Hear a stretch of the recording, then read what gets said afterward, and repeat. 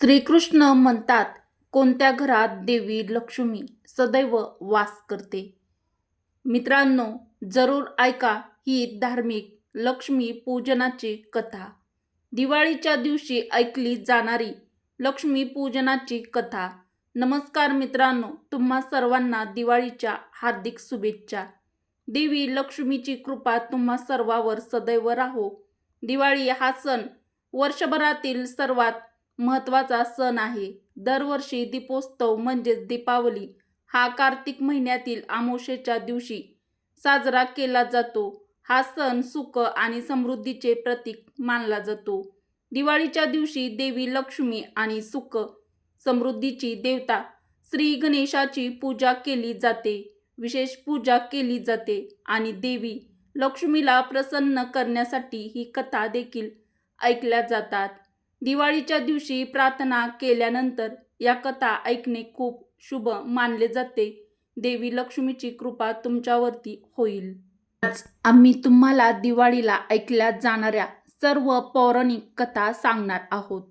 त्यामुळे तुम्ही सर्व भक्तगण या कथा मोठ्या भक्ती भावाने आणि आनंदी अंतकरणाने ऐका. एका गावात एक ब्राह्मण आणि त्याची पत्नी राहत होते. भगवान गणेशजी आणि माता लक्ष्मीची प्रतिस्थापना केली होती. ब्राह्मण रोज त्यांची सेवा आणि प्रार्थना करत होता. ब्राह्मण हे रोज अन्न शिजवून देवाला अर्पण करायचे, पण दोघेही छोट्या छोट्या कारणावरून एकमेकाशी भांडायचे. जेव्हा कधी पूजा करण्याची वेळ आली तेव्हा नैवेद्य दाखवायच्या वेळी एकमेकाशी भांडायचे. अशा छोट्या बोलण्याने दोघेही आपले जीवन जगत होते. त्याचप्रमाणे एके दिवशी कार्तिक महिना आला आणि दिवाळीच्या दिवशी ब्राह्मणीने भोजन तयार केले. ब्राह्मण तिला म्हणाला की तू देवाला नैवेद्य अर्पण कर. ब्राह्मणी म्हणाली, नाही, तुम्ही अर्पण करा. त्यानंतर यावरून दोघांचा पुन्हा वाद सुरू झाला. दिवाळीच्या दिवशीही ते असेच भांडू लागले. तेव्हा विघ्नाचा नाश करणारे भगवान गणेश आपल्या घरी बसून लक्ष्मी मातेला म्हणाले, हे माते, हे दोघं आपापसात खूप भांडतात.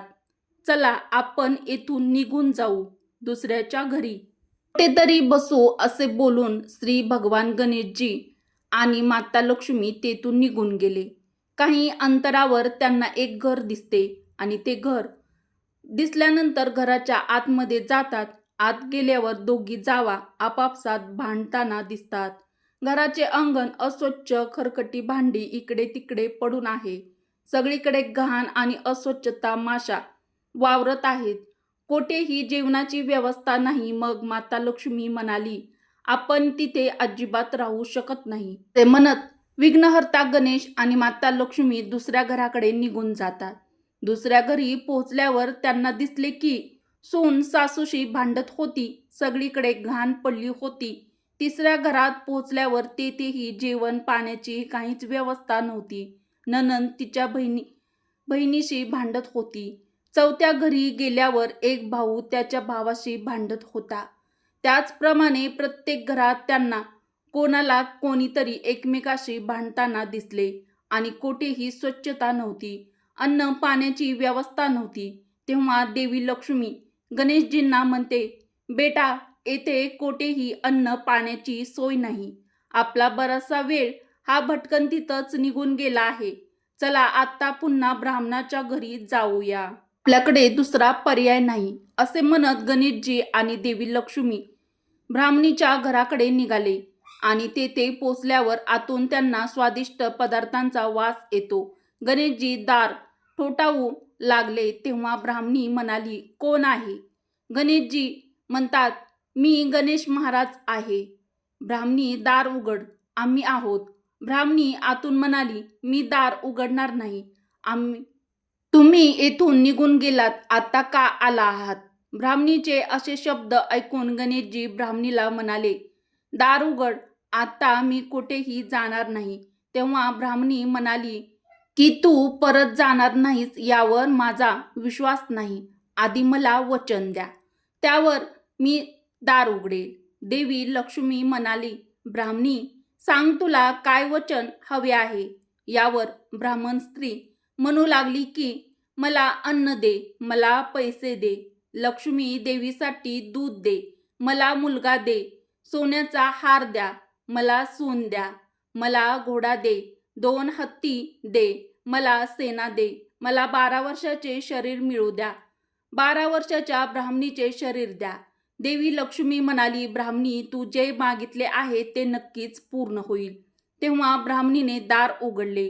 माता लक्ष्मी आणि श्री गणेशजी आले. ब्राह्मणी, आज तू आमची फसवणूक केली आहे, पण लक्षात ठेव, आज म्हणजे दिवाळीच्या रात्री तुझ्या अंगणात रात्रभर 4 दिशांचा दिवा लाव. असं केल्याने मी 7 पिढ्या तुझ्याच घरात राहील. असे म्हणत गणेशजी महाराज व माता लक्ष्मी ब्राह्मणी याच्या घरी स्थिरावले. आता आपण दिवाळीच्या दिवशी ऐकली जाणारी लक्ष्मी मातेची दुसरी कथा ऐकूया. एकदा धर्मराज भगवान श्रीकृष्णाला म्हणाले, हे गोविंद, कृपया मला असा उपाय सांगा की आपले नष्ट झालेले साम्राज्य परत मिळेल आणि आपल्याला राज्यलक्ष्मी, संपत्ती आणि वैभव प्राप्त होईल.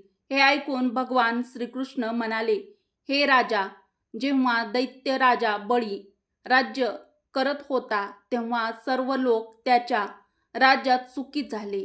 एकदा राजा बळीने 100 अश्वमेध यज्ञ करण्याचे व्रत केले. त्यात 99 यज्ञ पूर्ण होऊन फक्त एकच उरला होता. तेव्हा इंद्राला आपले सिंहासन जाण्याची भीती वाटत होती, कारण 100 यज्ञ करणारा इंद्र सिंहासनाचा हक्कदार होत असतो किंवा होता. या भीतीमुळेच इंद्र महादेवापर्यंत पोहोचला, पण त्याला काही उपाय सापडला नाही. मग इंद्रासह सर्व देव क्षीरसागर भगवान विष्णू यांच्याजवळ पोहोचले आणि देवाची स्तुती केली. भगवान विष्णू प्रगट झाल्यावर इंद्राने त्याचे दुःख भगवंतापुढे समोर सांगितले. देव म्हणाले, हे इंद्र, तू काळजी करू नकोस, मी तुझे भय नाहीसे करेल. असे सांगून देवाने त्याला आपल्या निवासस्थानी पाठवले. भगवान वामन जेव्हा आपला 100वा यज्ञ करणारा राजा बळी या राजा बळीच्या ठिकाणी आले. भगवान वामन यांनी राजा बळीकडून 3 पैल जमीन भिक्षा मागितली.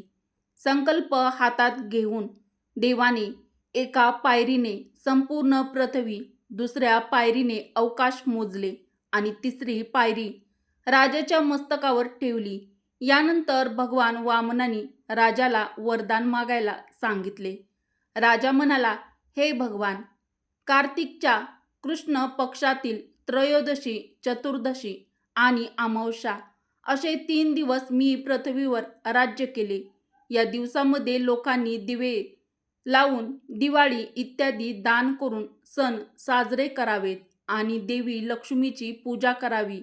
जो कोणी दिवाळीची कथा ऐकेल त्याच्या घरी देवी लक्ष्मीचा निवास असू दे आणि जो असे करत नाही त्याच्या घरी लक्ष्मी क्रोधित होते. अशा प्रकारे वरदान मागितल्यावर भगवान विष्णू म्हणाले, हे राजा बळी, आम्ही तुला हे वरदान दिले. जो कोणी भक्त दिवाळीच्या दिवशी देवी लक्ष्मीची पूजा करेल त्यांच्या घरी माता महालक्ष्मी सदैव वास करील आणि शेवटी ती माझ्या घरी पोहोचेल. असे सांगून भगवंतांनी बळीराजाला पाताळाचे राज्य देऊन त्याच्या जगात पाठवले आणि नंतर इंद्राचे भय दूर केले. त्या दिवसापासून दिवाळी लक्ष्मीची पूजा केली जाते.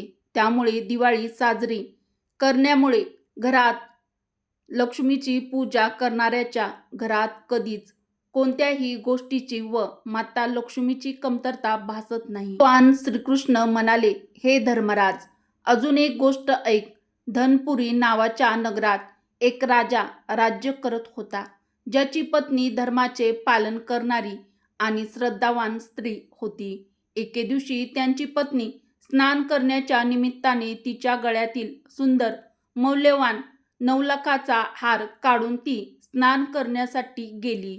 त्याच वेळी आकाशात विहार करणाऱ्या गरुडाने तो हार पाहिला आणि तो हार घेऊन तो उडून गेला. एके ठिकाणी एका वृद्ध महिलेच्या झोपडीवर एक मेलेला साप पडला होता. त्या ठिकाणी गरुडाने हार टाकून दिला. दुसरीकडे गरुडाने हार घेतल्यामुळे राणी दुःखी होऊन आपल्या महलात गेली. काही वेळाने राजाला जेव्हा तिने सर्व हकीकत म्हणजे झालेला सर्व प्रकार सांगितला, राजाने तिला हार नक्कीच मिळेल असे आश्वासन दिले. असे म्हणत राजा सभेत पोहोचला. जो कोणी राणीचा हा हार आणेल त्याला अपेक्षित असे बक्षीस मिळेल असा सूर शहरभर वाजला. दुसऱ्या दिवशी एक वृद्ध स्त्री तो हार घेऊन राजाकडे पोहोचली आणि तो हार राजाला दिला. तेव्हा राजाने तिला वरदान मागायला सांगितले. म्हातारीने तिच्या वरदानात मागितले की आजपासून 8व्या दिवशी दिवाळी आहे. त्या दिवशी शहरात कोणीही महालक्ष्मीची पूजा करू नये आणि ती पूजा फक्त मीच करेल. त्यासाठी पूजेचे सर्व साहित्य माझ्या घरी पाठवा. हे ऐकून राजाला आश्चर्य वाटले आणि राजाने म्हातारीला विचारले, या दानाचा तुला काय फायदा? तेव्हा म्हातारी म्हणाली, हे राजा, एके दिवशी लक्ष्मीची पूजा करून दिवाळी साजरी केल्याने महालक्ष्मी प्रसन्न होते आणि सदैव आपल्या घरामध्ये राहते. राजा म्हणाला, मलाही लक्ष्मीची पूजा करायची आहे. म्हातारी म्हणाली, आधी मी पूजा करेन, नंतर तुम्ही करू शकता. असे केल्याने राजाचे आणि वृद्ध महिलेचे घर धन धान्य पैशांनी भरले. त्यामुळे श्री महालक्ष्मीच्या आनंदासाठी मोठ्या महलापासून ते दिन झोपडीपर्यंत सर्वांनी महालक्ष्मीची पूजा करतात. दिवाळीची कथा ऐकवली जाते. भगवान श्रीकृष्ण म्हणाले, हे धर्मराज युधिष्ठिर, श्री महालक्ष्मीची पूजा करून दिवाळी साजरी केल्याने देवी लक्ष्मीची प्राप्ती होते. त्यामुळे तुम्हीही तेच करा, म्हणजे तुम्हाला तुमचे हरवलेले राज्य साम्राज्य मिळेल. कथेनुसार महाभारत काळात महर्षी देवपेयान व्यासजी हस्तिनापुराला आले. त्यांच्या आगमनाची बातमी समजतात महाराज भीष्मासहित सर्व राज्य सेवकांनी त्यांचा आदर केला. त्यांना राजवाड्यात सोन्याच्या सिंहासनावर बसवले. त्यांना नमस्कार करून त्यांना अर्धपात आचमन इत्यादींनी त्यांची पूजा केली. व्यासजी बसल्यावर राणी कुंती आणि माता गांधारी यांनी हात जोडून विचारले, हे ऋषी, तुम्ही त्रिकालदर्शी आहात. मला सर्व माहीत आहे. राज्यलक्ष्मी, सुखी पुत्र आणि कुटुंब सदैव सुखी राहावे यासाठी स्त्रियांसाठी असे व्रत आणि पूजा सुचवा, ही नम्र विनंती. हे ऐकून व्यासजी म्हणाले की आम्ही अशा व्रताचे वर्णन करणार आहोत ज्यामुळे देवी लक्ष्मी सदैव टिकून राहील, तुम्हाला सुख प्रदान करेल. श्री लक्ष्मीचे व्रत आहे जे 16 दिवस पाळले जाते आणि ज्याची पूजा दरवर्षी अश्विन कृष्ण पक्षातील अष्टमी तिथीला केली जाते. तेव्हा देवी गांधारीने विचारले, हे महात्मा, हे व्रत कसे सुरू झाले, त्याचा नियम काय आणि ते सविस्तर सांगा. तेव्हा ते सांगू लागले की भाद्रपद शुक्ल पक्षातील अष्टमी तिथीला सकाळी व्रत करण्याचा संकल्प करा. तुम्ही संकल्प घेऊन जलकुंभावर जाऊन आंघोळ करून स्वच्छ नवीन कपडे घालू शकता. दूरवरून महालक्ष्मीची नावाने जल अर्पण करून नमस्कार करावा.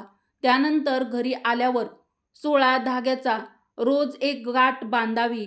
या 16 दिवसासाठी 16 गाठीचा धागा तयार करा. अश्विन महिन्याच्या कृष्ण पक्षातील अष्टमी तिथीचे व्रत ठेवा. पूजेचा पाट तयार करा. त्याखाली शामियाना बांधा. मातीच्या हत्तीवर महालक्ष्मीची मूर्ती बसवा आणि ती मूर्ती सजवा.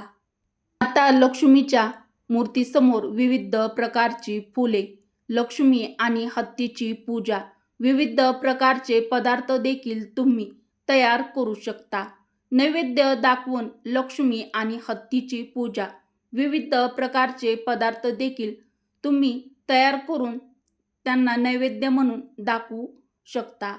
लक्ष्मी आणि हत्तीची पूजा करावी. भक्तिभावाने महालक्ष्मी व्रत पाळल्याने तुमचे राज्यलक्ष्मी सदैव स्थिर राहील असा नियम सांगून व्यासजी त्यांच्या आश्रमात गेले. यानंतर भाद्रपद शुक्ल पक्षातील अष्टमी तिथीपासून सर्व राजघराण्यातील महिला आणि शहरातील नगरातील महिलांनी देवी लक्ष्मीच्या या पवित्र व्रताला सुरुवात केली. अनेक महिलांनी गांधारीला पाठिंबा देण्यासाठी शपथ घेतली, तर काही महिलांनी माता कुंतीसोबत हे व्रत केले. पण माता कुंती आणि गांधारी यांच्यात द्वेष निर्माण होऊ लागला. 15 दिवसाचा उपवास संपला तोपर्यंत अश्विन कृष्ण पक्षाची अष्टमी तिथी आली. त्या दिवशी पहाटेपासूनच महिलांनी सण साजरा करण्यास सुरुवात केली आणि राजवाड्यातील गांधारीच्या ठिकाणी सर्व उपस्थित स्त्री पुरुषांनी आनंद उत्सव साजरा केला. विविध प्रकारे पूजा करून महालक्ष्मीचा मंडप आणि मातीचे हत्ती बनवण्याची सुरुवात केली. गांधारीही नगरातील सर्व स्त्रियांना बोलवण्यासाठी सेवक पाठवला, परंतु माता कुंतीला निमंत्रण केले नाही किंवा कोणतीही माहिती पाठवली नाही. उत्सवात वाद्याचे वाद्य वाजू लागले, त्यामुळे हस्तिनापुरात आनंदाची लाट पसरली. माता कुंतीने हा अपमान मानला आणि अतिशय दुःखी होऊन बसली आणि व्रताची कोणतीही तयारी केली नाही. दरम्यान महाराज युधिष्ठिर, अर्जुन, भीमसेन, नकुल, सहदेव हे 5 पांडव उपस्थित होते आणि आईला दुःखी आणि गंभीर पाहून अर्जुनने तिला प्रार्थना केली की, आई, तुम्ही इतके दुःखी का आहात? मला सांगा, ते दुःख दूर करण्यासाठी मी तुमची काही मदत करू शकतो का? तेव्हा माता कुंती म्हणाली, बेटा, कुटुंबातील नातेवाईकाकडून अपमान होण्यापेक्षा दुसरे कोणतेही मोठे दुःख नाही. या शहरातील नगरातील महालक्ष्मी व्रत उत्सव मोठ्या प्रमाणात राणी गांधारीने शहरातील सर्व महिलांना आदराने आमंत्रित केल्यानंतर मत्सरातून माझा अपमान केला, मला उत्सवात बोलावले नाही. तेव्हा अर्जुन म्हणाला, मातेची पूजा दुर्योधनाच्या महालातच होऊ शकते का? आपण आपल्या घरात करू शकत नाही का? तेव्हा हे ऐकून कुंती म्हणाली, बेटा, मी हे करू शकते, पण सजावट इतक्या लवकर तयार होणार नाही, कारण गांधारीच्या 100 पुत्रांनी मातीचा एक मोठा हत्ती तयार केला होता. त्याला सजवले आहे. अशी परंपरा आपल्याला जमणार नाही. त्यांच्या उत्सवाची तयारी दिवसभर सुरू होती. आता आपल्याकडे ना तेवढा वेळ आहे ना इतकं साहित्य. तेव्हा पार्थ म्हणाला, आई, तुम्ही पूजेची तयारी करा आणि नगराला आमंत्रण पाठवा. मी असा हत्ती पूजनासाठी आणणार आहे. पूर्ण हस्तिनापूरच्या रहिवाशांनी कधीही पाहिला नसेल आणि त्याची कधी पूजा देखील केली नसेल. मी आजच इंद्र लोकातून इंद्राचा हत्ती ऐरावत, जो खूप पूजनीय आणि आदरणीय आहे, मी त्याला बोलावून घेऊन येतो. तुम्ही पूजेची तयारी करा. येथे माता कुंतीने संपूर्ण शहरात पूजेचा संदेश वाजवला. आता पूजेची प्रचंड तयारी सुरू झाली. पत्र लिहून ऐरावताला पाठवण्यास सांगितले आणि हा संदेश एका दिव्य बाणाला बांधून धनुष्यावर ठेवून देवलोक इंद्राच्या सभेमध्ये फेकला. देवराज इंद्राने ते पत्र वाचून उत्तर लिहिले, हे पांडुकुमार, मी ऐरावताला पाठवीन, पण तो इतक्या लवकर स्वर्गातून खाली पृथ्वीवर कसा उतरेल? तुम्ही याचे उत्तर लवकर लिहा. पत्र मिळाल्यावर अर्जुनाने बाणासाठी मार्ग तयार करून दिला आणि ते पत्र परत इंद्राला पाठवले. आता इथे स्वर्गात इंद्राने सारथीला आज्ञा देत हत्तीला पूर्णपणे सजवून हस्तिनापुरात उतरवण्याची व्यवस्था करण्याची आज्ञा दिली. माहुतांनी ऐरावत हत्तीला विविध वस्तूंनी सजवले होते. देवलोकाचा अंबरझुला लावला होता. सोन्याच्या पालखीला रत्नजडित कलर्स बांधण्यात आले होते. कपाळावर रत्नजडित जाळी सजवण्यात आली होती आणि पायात सोन्याचे पांगळे बांधले होते, ज्याला पाहून विलक्षण तेजाकडे मानवजातीचे डोळे थांबत नव्हते. इंद्राचा जिवंत ऐरावत बाणाच्या साह्याने स्वर्गातून अवतरतील आणि माता कुंतीच्या घरी पूजाला जाईल किंवा येतील अशी चर्चा संपूर्ण शहरात होती. आता संपूर्ण शहरातील पुरुष, स्त्रिया, लहान मुले आणि वृद्धांची गर्दी ऐरावताचे दर्शन घेण्यासाठी उत्सुक होते. माता कुंतीच्या दारात सर्व नगरातील लोकांची गर्दी जमू लागली. आता नगरातील लोक ऐरावताचे स्वागत करण्यासाठी पूजा थाळी घेऊन तयार होते. माता कुंती राजवाड्यात प्रकट झाली आणि पाहू लागली. काही वेळातच सगळा महाल पूजा करणाऱ्या स्त्रियांनी भरून गेला. ऐरावत पाहण्यासाठी शहरातील सर्व लोक गल्ल्या गल्ल्या, पाड्या वाड्यातून जमा झाले. ऐरावतासाठी तिने रंगबेरंगी चौथरा तयार केला आणि ऐरावतला उभे राहण्यासाठी नवीन रेशमी वस्त्रे पसरवली. विविध प्रकारच्या स्वागताच्या तयारीसाठी हस्तिनापूरचे लोक हातात फुलांचे हार आणि कुंकू घेऊन उभे राहिले. इकडे देवराज इंद्राची परवानगी मिळाल्यावर हत्ती ऐरावत बाणांनी बनवलेल्या मार्गाने हळूहळू आकाशातून खाली उतरू लागला. शहरवासियांना, नगरवासियांना त्याच्या दागिन्यांचा आवाज ऐकू येऊ लागला. ऐरावताचे दर्शन घेण्यासाठी नदीच्या काठावर स्त्री पुरुष जल्लोष करू लागले. बरोबर संध्याकाळी ऐरावत माता कुंतीच्या घरी उतरला. सर्व स्त्री पुरुषांनी फुलांचे हार आणि कुंकू अर्पण करून ऐरावत हत्तीचे स्वागत केले. तर राणी गांधारीच्या महलात लक्ष्मीची पूजा करण्यासाठी महिलांची गर्दी झाली होती. पण आता तेथे पूजा करण्यासाठी एकही स्त्री पुरुष उरला नव्हता. सर्व स्त्रिया आता माता कुंतीच्या महलात उपस्थित होत्या.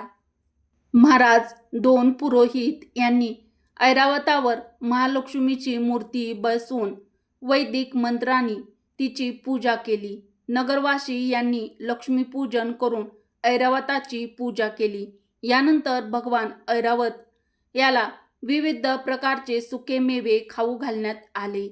वरून यमुनेचे पाणी टाकण्यात आले आणि मग ऐरावतावर विविध प्रकारच्या फुलांचा वर्षाव करण्यात आला.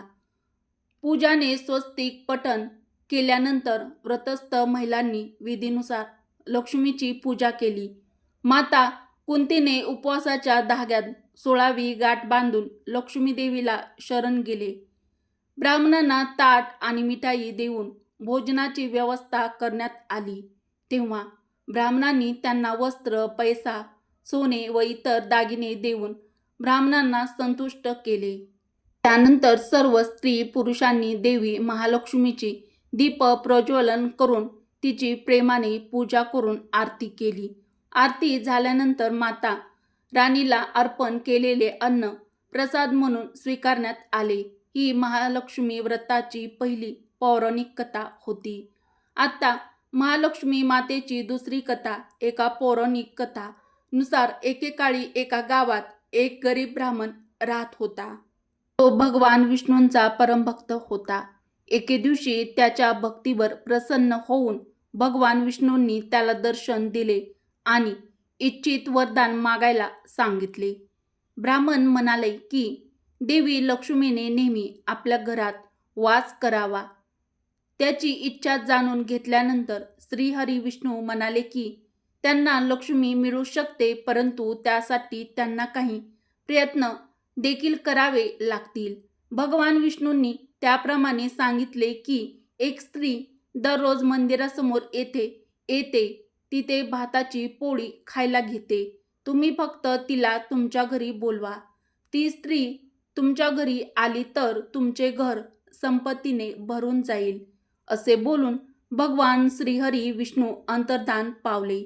दुसऱ्या दिवशी पहाटे 4 वाजता तो हात जोडून ब्राह्मण राम मंदिरासमोर बसला आणि देवी लक्ष्मीच्या आगमनाची वाट पाहू लागला. तेव्हा धनाची देवी लक्ष्मी ताट वाचण्यासाठी आली. तेव्हा ब्राह्मणाने तिला आपल्या घरी येण्याची विनंती केली.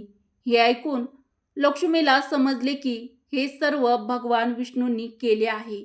माता लक्ष्मीने ब्राह्मणाला 16 दिवस महालक्ष्मी व्रत करण्यास सांगितले. सकाळ संध्याकाळ नित्यकथा ऐका. आणि ब्राह्मणांचे हे विधान ऐकून लक्ष्मीला समजले की हे सर्व श्री विष्णूंनी केले आहे. माता लक्ष्मीने ब्राह्मणाला 16 दिवस महालक्ष्मी व्रत करण्यास सांगितले. सकाळ संध्याकाळ नित्य महालक्ष्मीची कथा ऐका, मग तुझ्या घरी मी येईल. देवीच्या सांगण्यानुसार ब्राह्मणांनी उपवास करून देवीची पूजा आराधना केली.